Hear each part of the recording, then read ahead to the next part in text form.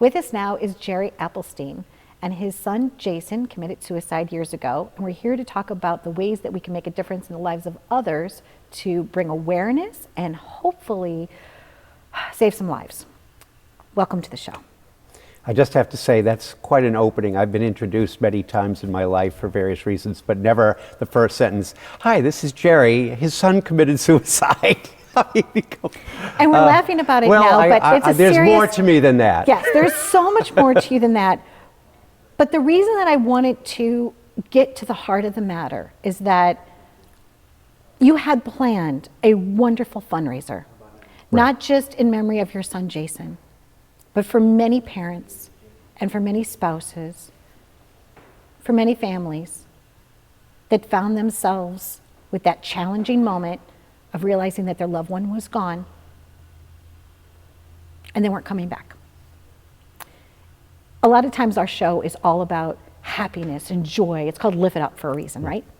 And I said to you that this is such a serious topic, but there is a love around it that is giving people that feeling of like a breath, right?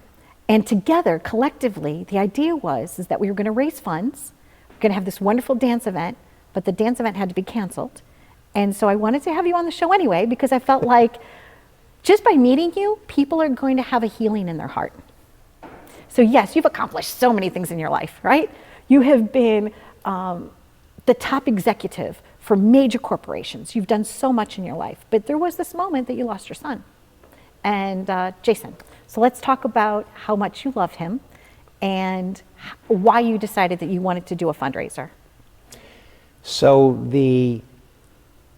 it's very, very, it's a misnomer. A lot of times people think if there is a suicide that is in your family, that maybe that means there was an estranged relationship between parent and child, because people's imaginations run wild. What possibly happened within the context of this child's life that would result in this horrific end of life?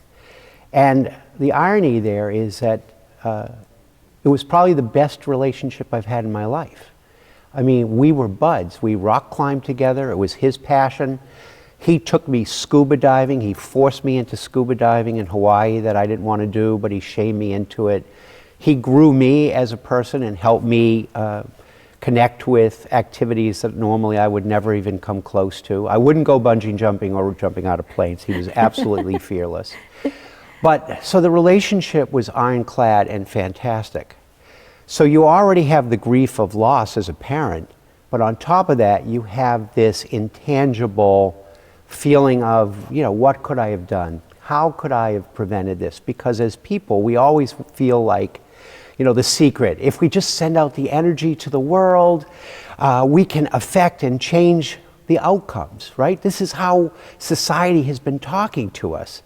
So when we have an outcome that is a horrible outcome, we want to do something we have to, by nature, our brains naturally go to what could I have done? So not only do you have grief, you have a sense of guilt, a sense of unrequitement, like what can you do? But ultimately you come down to the fact that we can't always affect outcomes, and that individuals have their own brains and their own traumas and their own fantasies and pains, and sometimes they connect in ways that result in these tragedies. But the biggest problem is that those of us who deal with grief and deal with this get lost in our own solitude and our silence. And what I have been learning over time is that just like with the AIDS epidemic, in the early days, it was quietude, right? People were dying from the arts community, and it wasn't until it became more into the forefront, and more until it wasn't, well, God said, you're supposed to die this way because you're not practicing heterosexual behavior, for instance.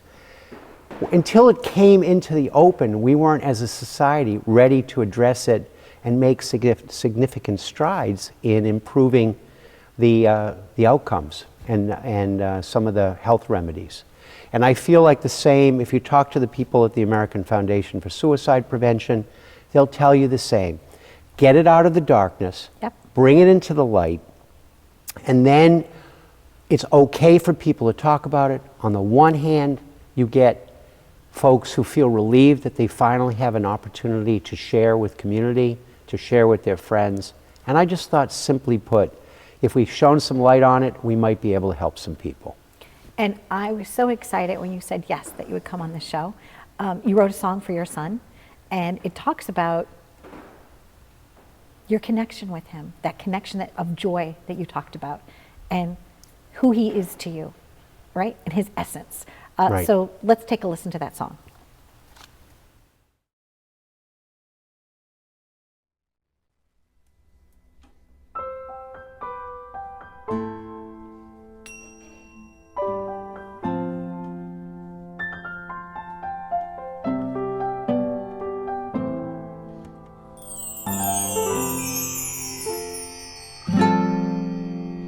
If I had one more day, I'd spend it driving to your favorite place, catching you every time you fell, showing care, always wishing well.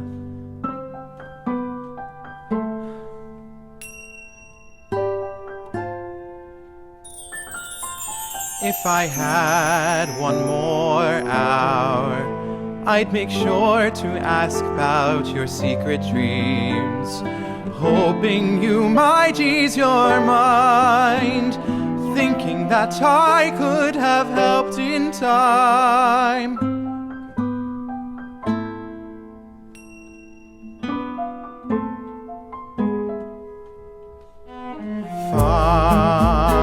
Finding a way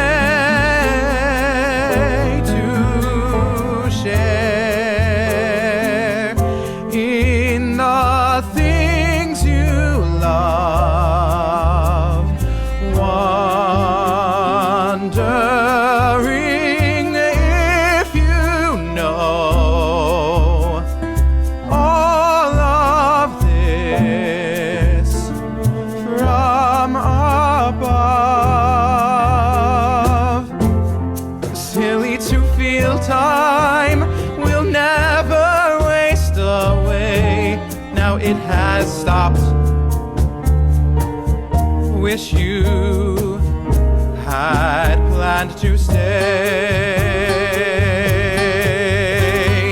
If I had one more minute, I try so hard to hug your face.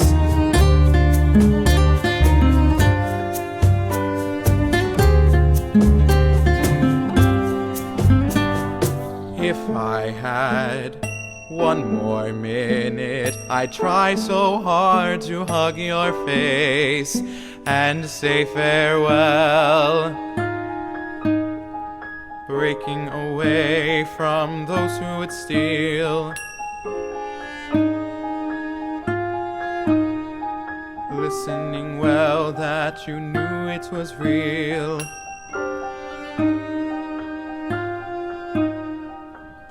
One more, one more, one more, one more, one more, one more, one more, one more. If I had one more second, I'd stop to take a snapshot of your smile, watching you light up the room, clenching this last beat until the gloom.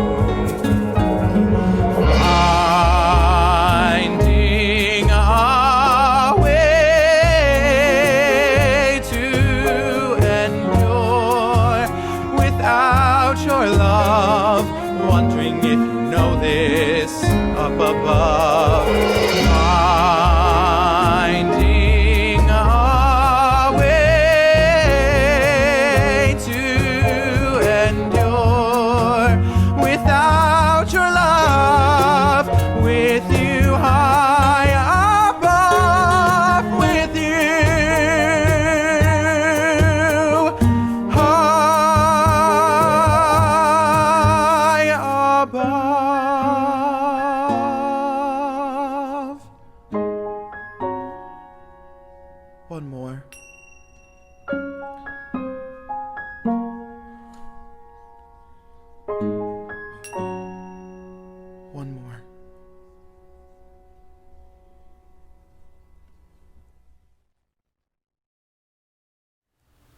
incredible, incredible. So then you took the song, you recorded it, and then what was the next steps? Who were some of the people that were involved in that? So I've been involved in the arts community. I do a lot of philanthropic support for a lot of things. Dance is one of the areas. And through dance, I've met a lot of composers and a lot of folks who are involved in the creative arts. And once I had the lyrics established, I just went to some people that I thought had done tremendous compositional work and just said, hey, can you put some music to this? I mean, it's kind of, you know, a Rodgers and Hammerstein kind of thing. All right, I had a nice tone poem, but could I get some music to it? And they put music to it, and I thought it was good, but I also understand that I can't truly be objective. So I really tested it out on a few people, lots of tears, lots of intensity, and I realized I had something pretty good. And from that, you decided to create an event of dance, a night of entertainment, a night of joy, right? And this is the program. So the event, which was scheduled for March 14th, didn't actually get to happen, but it virtually happened. You still made a wonderful donation. Right, we raised, I mean, look, I know how to strong arm people and get donations from people. I mean, I could just give them the sad eye and go, you know, I lost my son and can you give some money? And like, I didn't want to do that. I wanted people to just give on the basis of their own hearts. We raised $58,000 for a 184-seat venue. Money was just dropping out of the sky. It wasn't so much as me asking as it being essentially thrown at me. It was an amazingly poignant, touching experience to raise this much money for what was simply originally an idea to give the young choreographer, this 23-year-old choreographer who I asked to do a dance to this music, to give her an opportunity to present it. And it just grew and grew and grew and grew, and ultimately some of the top companies in the world in contemporary ballet joined in, again, asking to join, not so much as, oh, really, Jerry, come on. I mean, don't you realize we have a busy schedule? It was a lot of yeses, to the point where I filled up a schedule and had to shut it down. And so this whole thing, there was a need for it. Yeah, absolutely. So your idea, you know, so you still raised the funds. The money went to the American Foundation for Suicide Prevention. They got behind you. This wonderful idea, so you booked out a theater. You had all these dance companies that were going to perform. You invited a lot of people that had the circumstances that you also had, as well as some, you know, some people from Montclair State, the Allison McCabe Dance Collective.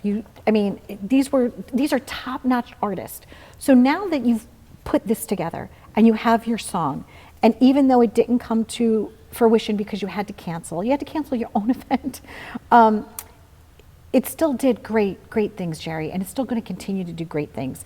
And it's really a format and a process where this could happen again. Other people in other cities that want to have a different, non-traditional type of fundraiser, you know, create a night, an evening of entertainment, an evening of dance. You're exactly right. And a lot of people get together to do the Walk Out of Darkness for the American Foundation for Suicide Prevention. And the common question that the walkers have is, because they have to raise, I think, $1,000 per walker. And the biggest question they have is, how do I raise funds? And this is an example of a non-traditional way to go ahead and pull communities together that you don't normally associate with health and wellness. And it just turns out that if you just get a little creative and you pull together communities, that the synergies are just fantastic. And I just think the performing arts is a wonderful, wonderful place to go to convey emotion, to give people entertainment at the same time where you're trying to convey a message. So all in all, it didn't need to happen. You don't have an event where you're talking about saving lives, where you're putting your audience and your dancers at risk, even if it's a low risk. So it was crazy to think that ultimately, Broadway hadn't shut down at that point, that I had to pull the plug on my own event, but I knew it was the right thing to do. So Jason Daniel Appelstein, 7,330 glorious days on earth, and we celebrate his love, his creativity, and your connection to your son. And Jerry, we thank you on behalf of all families that are going through challenging times. for spending some time with us today.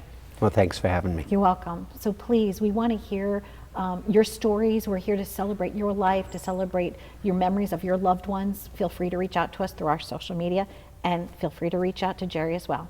Thanks for watching.